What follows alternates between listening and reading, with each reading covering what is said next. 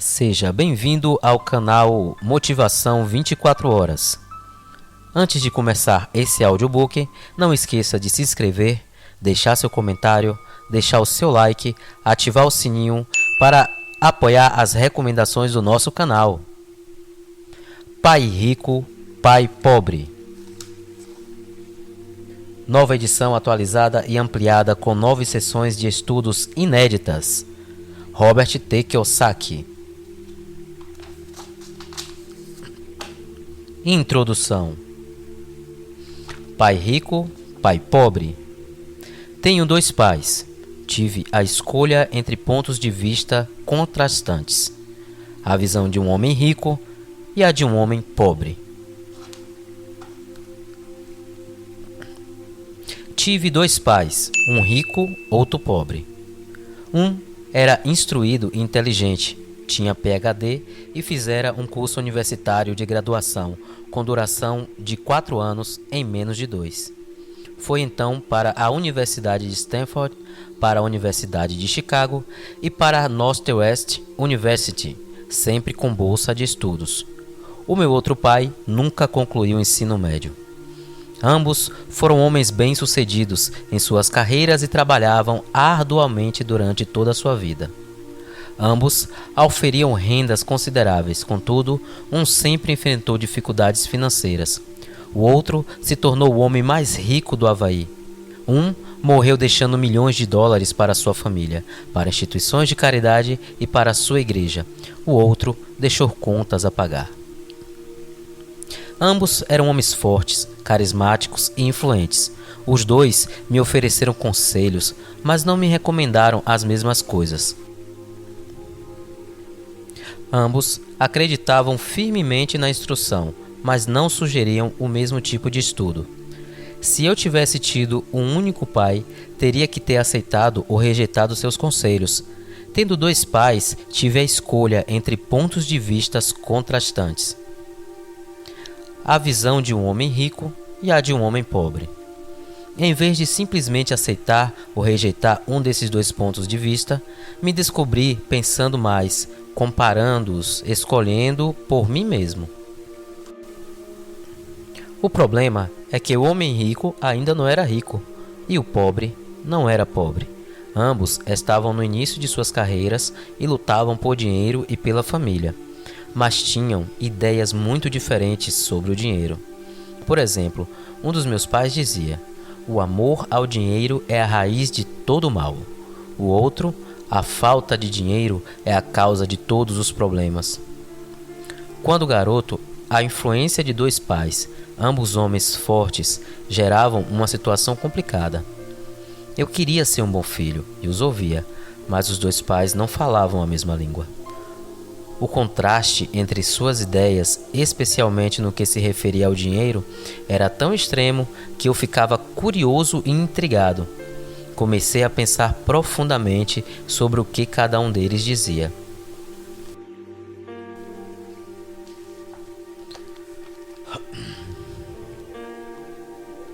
Muito do meu tempo era gasto refletindo, fazendo-me perguntas como: por que ele fala isso? A respeito das afirmações dos meus pais, teria sido muito mais simples falar: sim, ele está certo, concordo com isso, ou simplesmente rejeitar um ponto de vista dizendo: o velho não sabe o que está falando.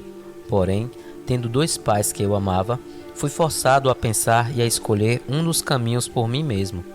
Esse processo de escolher sozinho se mostrou muito valioso em longo prazo, mas não se tratou simplesmente da aceitação ou rejeição de um único ponto de vista. Uma das razões pelas quais os ricos ficam mais ricos, os pobres mais pobres e a classe média luta com as dívidas é que o dinheiro não é um tema ensinado em casa ou na escola. Muitos de nós aprendemos sobre dinheiro com nossos pais. O que um pai pobre pode dizer a respeito de finanças para seu filho?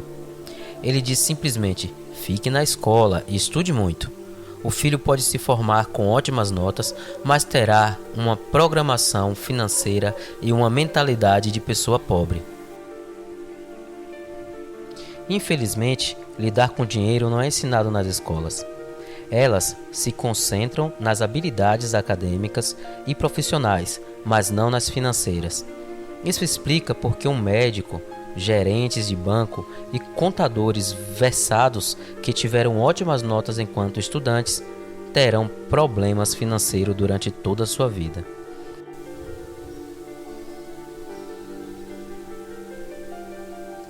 Nossa dívida nacional alarmante se deve a uma boa medida a políticos e funcionários públicos muito instruídos, mas que tomam decisões financeiras com pouco ou nenhum treinamento nessa área.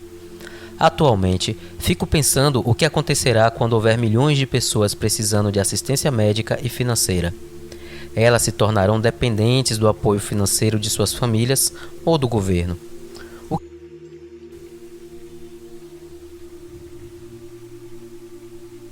O que acontecerá quando o Medicare e a Previdência Social ficarem sem dinheiro?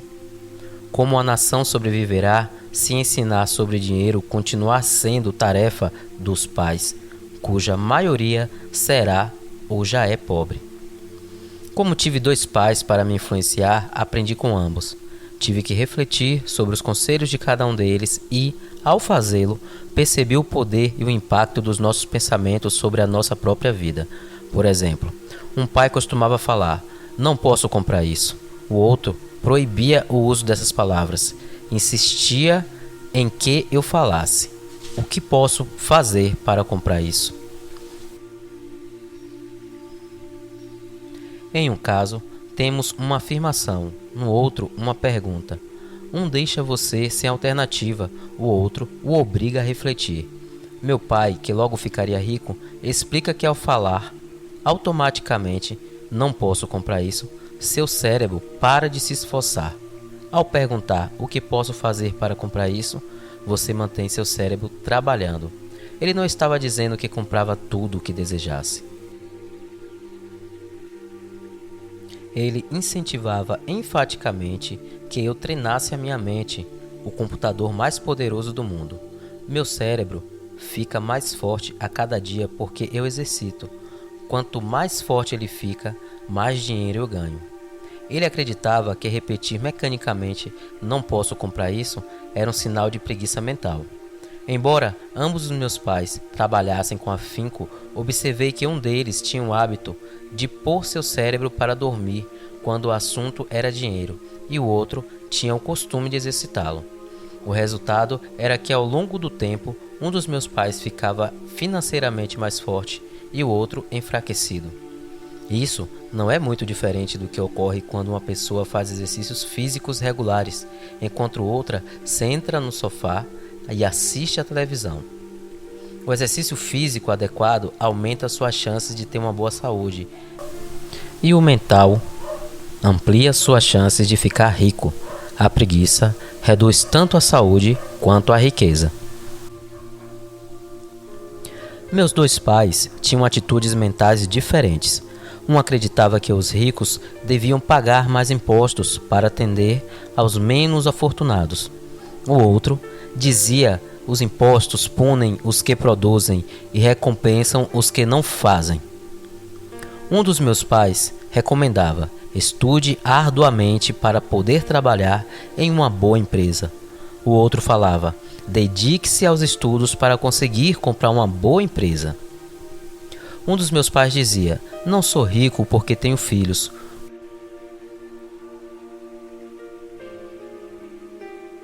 O outro: "Tenho que ser rico por causa de vocês, meus filhos".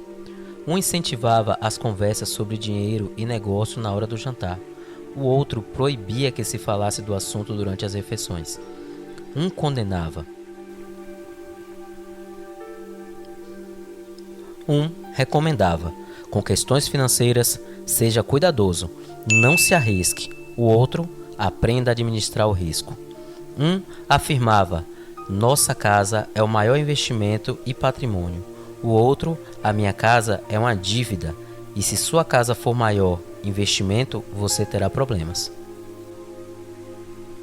Ambos os meus pais pagavam suas contas no prazo, mas um deles as pagava em primeiro lugar, enquanto o outro a deixava para a última hora. Um deles acreditava que a empresa ou o governo deveria cuidar de você e de suas necessidades. Estava sempre preocupado com aumentos salariais, planos de aposentadoria, benefícios médicos, licença, férias e outros benefícios. Ele ficava impressionado com 2 de seus tios que foram para o exército e se aposentaram com vários benefícios após 20 anos de serviço ativo. Ele adorava a ideia de assistência médica e outros benefícios concedidos a veteranos aposentados. Ele também se empolgava com as cátedras vitalícias do sistema universitário.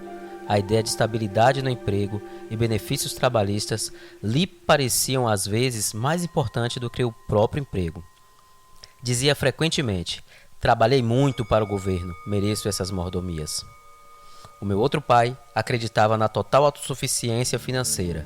Ele sempre se manifestava contra a mentalidade de direito adquirido e falava que isso criava pessoas financeiramente fracas e necessitadas. Ele dava muita ênfase à competência financeira. Um dos meus pais lutava para poupar alguns poucos dólares.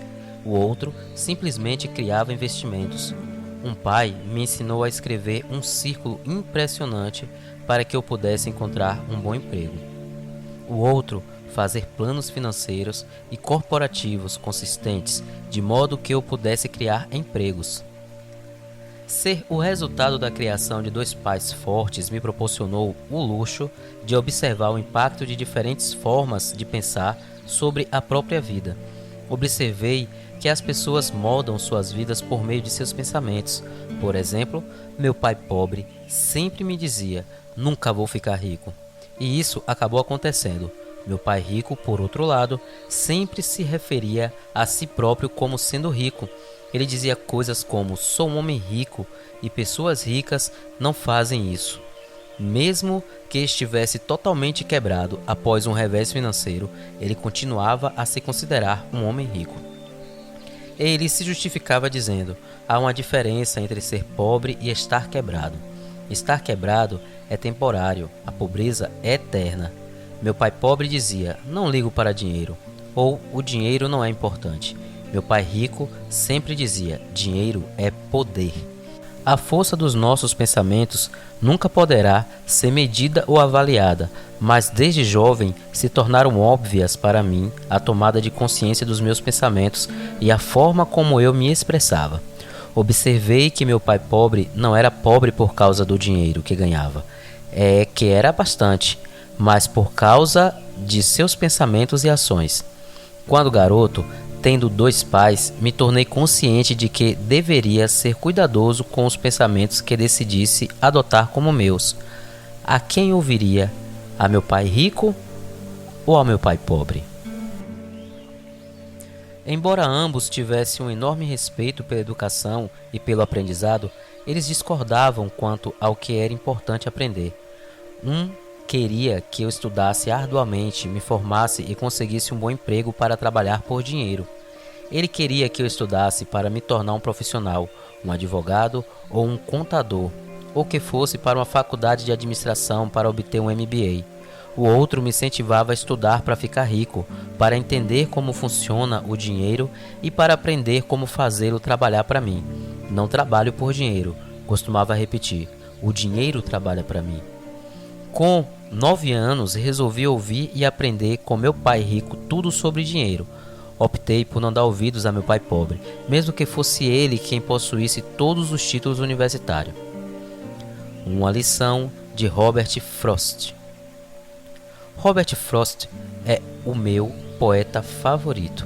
Embora gostasse muito das suas poesias, a minha preferida é A Estrada Não Trabalha. Quase todos os dias recorro às suas lições. A estrada não trabalha. Num bosque, em pleno outono, a estrada bifurcou-se, mas, sendo só um caminho eu tomaria. Assim, por longo tempo, eu ali me detive e um deles observei até o longe declive, no qual dobrando desaparecia.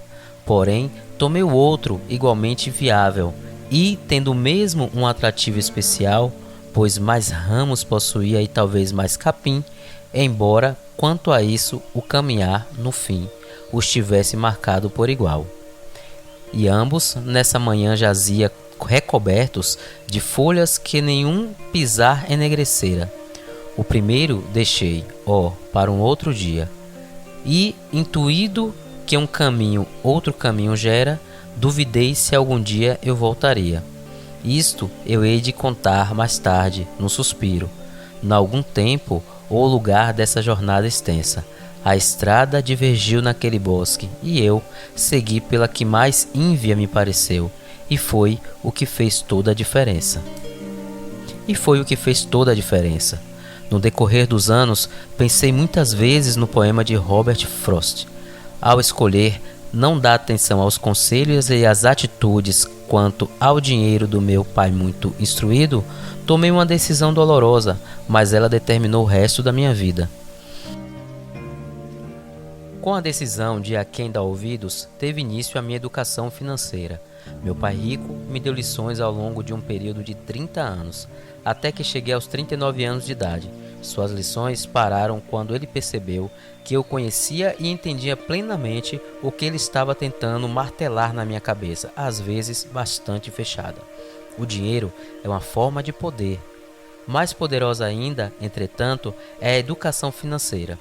O dinheiro vem e vai, mas se tiver sido educado quanto ao seu funcionamento, você adquire poder sobre ele e começa a construir riqueza. O motivo pelo qual o simples pensamento positivo não é eficaz é que a maioria das pessoas foi à escola e nunca aprendeu como o dinheiro funciona, e assim passa sua vida trabalhando por ele. Como comecei com apenas 9 anos, as lições que meu pai rico me ensinou foram simples, e quando tudo foi dito e feito, encontramos apenas 6 lições repetidas ao longo de 30 anos. Este livro trata dessas 6 lições expostas da maneira mais simples possível, da forma como meu pai rico as passou para mim.